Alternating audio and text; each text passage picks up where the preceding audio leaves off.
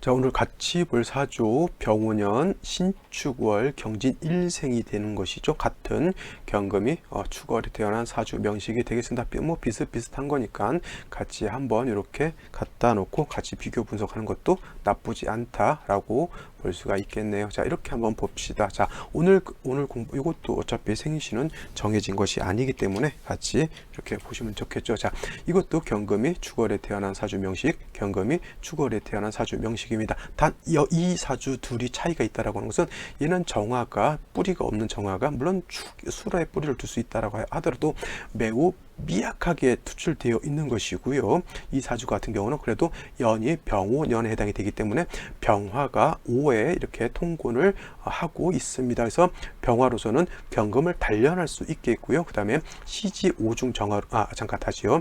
병화로서는 한습 축월에 한습한 엄동에 대한 그런 추운 날씨를 조후 따뜻하게 할 수 있는 것이고요. 오중 정화로서는 경금을 단련할 수 있는 그러한 무기는 다 갖추었다라고 볼 수 있지만 이 사주도 마찬가지고 문제가 될 수 있는 것은 토가 좀 많다라고 하는 겁니다. 토가 좀 많은 것이고 이 사주는 화가 좀 미약한 것이 문제다라고 하면 이 사주 같은 경우에는 신금이 이렇게 병화에 첩신되어 있는 것이 좋지 않습니다. 왜냐하면 병화라고 하는 것은 태양지화로서 천하를 따뜻하게 할 수 있는 강렬한 빛과 열을 가지고 있는 것인데 이 병화라고 하는 것이 가장 두려워하는 것이 뭐냐면 바로 신금이라고 하는 것이 이렇게 첩신 옆에 붙어 있는 거다. 만약에 얘가 여기 있지 않고 만약에 얘가 이렇게 원격되어 있다라고 하면 이거는 큰 문제가 되지 않아요. 근데 얘가 이렇게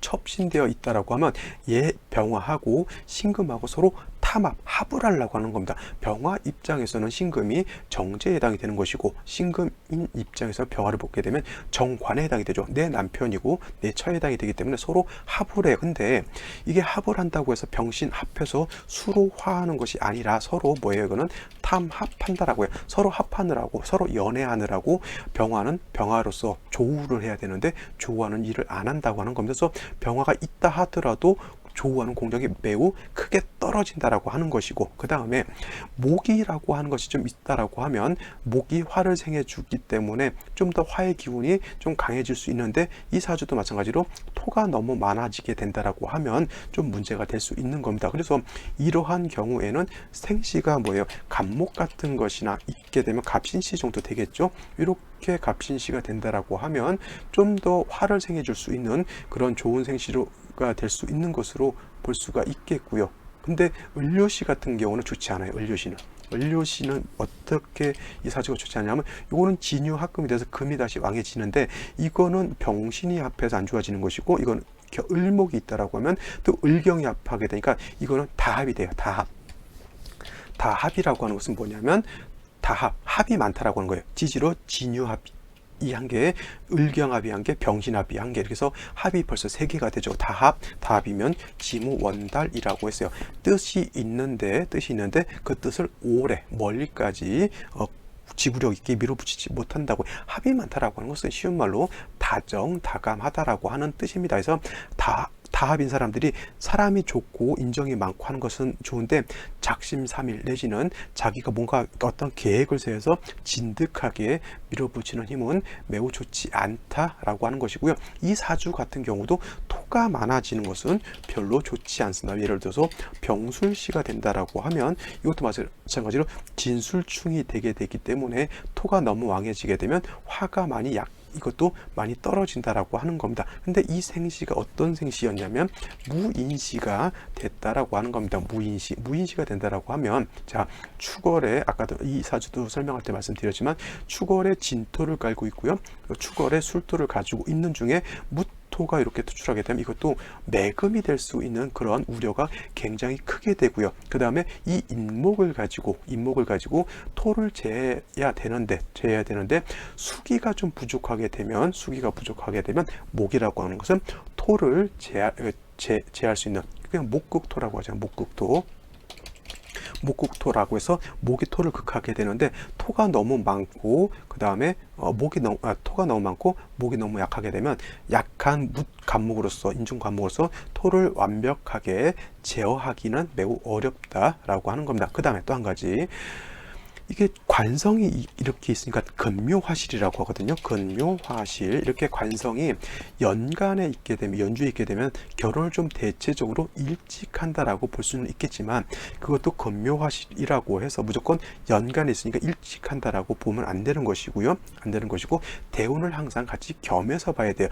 결혼을 일찍 해도 되게 20대 때 하게 되는 것이고, 20대, 30대, 한 40대 때 빨리 할 때가 20대잖아요. 근데 이 사주가 결혼할 정년기가 언제냐면, 뭐 20대 초반이면은 이 기해대운 말미부터 무술 이때가 될 것이고요. 그 다음에 좀 더 늦는다라고 하면 병신 정유, 이렇게 잡을 수가 있겠죠. 결혼 정년기가. 자, 근데 병호라고 하는 관성을 가지고 있는데, 토가 왕하게 되면 인성이 왕하다라고 하는 것이죠. 자, 인성이 너무 왕하게 되면 관성은 무력해지게 되는 것이죠. 경금 입장에서는 관성이 왕해야지만 나를 단련할 수 있는 그 관성이 나한테 용도가 있게 되는데, 이렇게 축월에 무토까지 투출하게 되면은 인성이 너무 많아서 이 관성이 무기력해진다. 그러니까 결혼을 하려고 하더라도 자기 마음에 드는 남자를 만나기가 매우 어렵게 된다라고 하는 것이고, 20대 초반에 결혼하려고 한다 하더라도 이때 기토가 오게 되면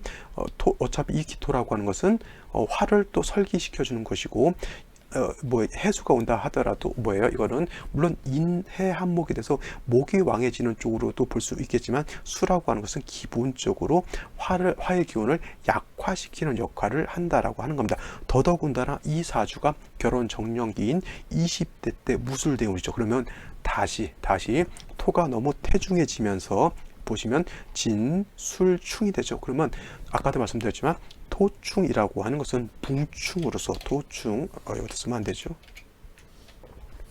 토충은 붕충으로서 토가 다시 왕해지기 때문에, 토가 왕해진다라고 하는 것은 일간을 매금시키는 것이고, 화는 토를 생각하기 때문에 화는 더 기운을 더 많이 설기가 당하기 때문에 이 경금 입장에서 관성은 더 무기력해진다라고 하는 겁니다. 그래서 이 사주 같은 경우는 결혼 정년기 때 결혼을 못하죠. 자, 정유대운, 병신대운은 이때는 이 유금이라고 하는 것은 물론 천간으로 정화, 병화가 있다고 하더라도 이거는 유금은 진유합금, 유축 회금하게 되니까 일간이 왕해지는 것이고, 병신 신금도 결국은 경금 일간이 왕해지기 때문에, 일간이 왕해지게 되면 또 반대로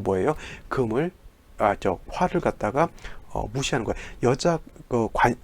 원래는 이 관성이라고 하는 것이 나를 극하게 되는데, 내가 너무 극하게 되면 오히려 관성을 내가 무시하는 거예요. 이때는 인성이 너무 왕해서 문제인 것이고, 이때는 너무 일간이 왕해져서 관성을 내가 크게 생각하지 않는다라고 하는 겁니다. 그래서 이 사람 같은 경우에는 인성이 많다 보니까 인성이라고 하는 것은 공부하고 학습하고 가르치고 남에게 측은지심을 가지고 이렇게 도와주고 하는 거예요. 그래서 이분 같은 경우, 이 사주 같은 경우는 인성이 많기 때문에 공부하고 이런 것을 굉장히 잘 하는 사주예요. 그래서 박사 학위도 받고, 그래서 남을 가르치는 역할도 많이 하지만, 결국 경금으로서의 용도가 나타나기 위해서는 화로서 단련을 해야 되는데, 그거보다는 그냥 인성이 있기 때문에 그냥 배우고 가르치고 이런 직업을 갖게 되는 것이죠.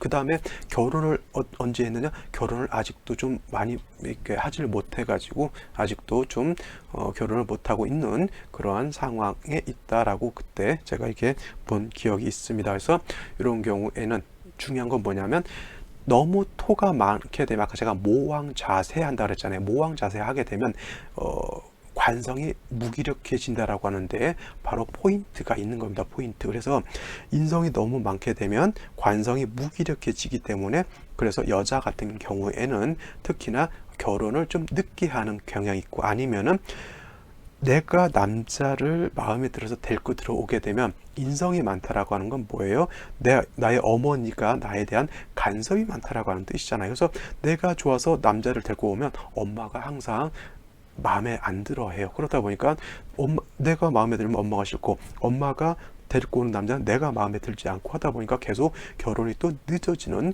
그러한 경우도 있다, 이렇게 볼 수가 있겠습니다. 그래서 중요한 것은 경금이라고 하는 것은, 그래서 약할 때, 경금도 마찬가지고 신금도 마찬가지로 그 일간이 약할 때는 토로서 이렇게 생조해 주는 것보다는 같은 금으로서 방신해 주는 것이 좋다라고 제가 이렇게 해서 누차에 걸쳐서 이제 강조했던 그런 것도 한번 상기시켜 보시기 바랍니다. 그래서 사주가 너무, 특히나 여자 같은 경우 인성이 너무 많게 되면은 어머니, 친정을 못 벗어나는 그러한 현상도 나타나게 됩니다. 그래서 생시를 잡을 때 좀 많이 그런 것을 좀 고려해서 잡아주면 좋지 않을까라는 생각이 듭니다. 만약 이 사주 같았으면은 갑신시 정도였으면 좀 괜찮지 않았을까라는 생각이 들어요. 그래서 갑신시가 됐을 때는 경금이 축의 통근도 되지만 시진 신금에 뿌리를 두게 되면 경금이 더 왕해지게 되고, 간목이 있게 되면 토를 어느 정도 억제시켜 줄 수 있는 역할도 하게 되면서 간목이 화도 생조해 주게 되니까 무인시에 비해서는 좀 월등히 괜찮은 생시가 아니었나, 이렇게 생각을 하게 됩니다. 자, 이렇게 한번 비교 분석하는 시간을 가져봤습니다. 한 번 더 살펴보시고요. 모질란 부분 댓글 남겨주시고, 그 다음에 좋아요, 구독 이런 것들도 한 번씩 해주시면 감사하겠습니다. 저는 내일 또 찾아뵙도록 하겠습니다. 감사합니다.